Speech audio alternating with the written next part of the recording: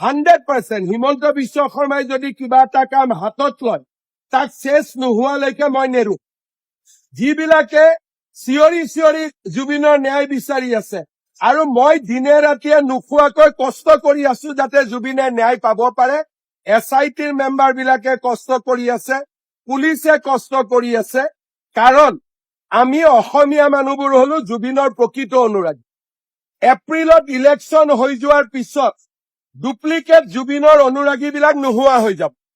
এই যিটো কাম চলি আছে অকল ইলেকশ্যনৰ কাৰণে, যিদিনাখনে ইলেকশ্যন শেষ হব ডুপ্লিকেট অনুৰাগী বিলাক নোহোৱা হব আৰু প্ৰকৃত অনুৰাগী বিলাক সদায়ৰ কাৰণে থাকি যাব।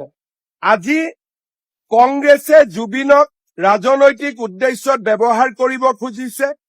বিজেপিয়ে প্ৰতিটো পদক্ষেপতে জুবিনে যাতে প্ৰকৃত সন্মান পায় তাৰ বাবে চেষ্টা কৰিছে। 10 ডিচেম্বৰৰ ভিতৰত 17 তাৰিখে লাষ্ট ডেট, তাৰ আগতে মই 10 বুলিয়ে মনত ভাবি থৈছো। জুবিনৰ ঘটনাক সম্পূৰ্ণ ৰাইজৰ সন্মুখলৈ আমি আনিব পাৰিম।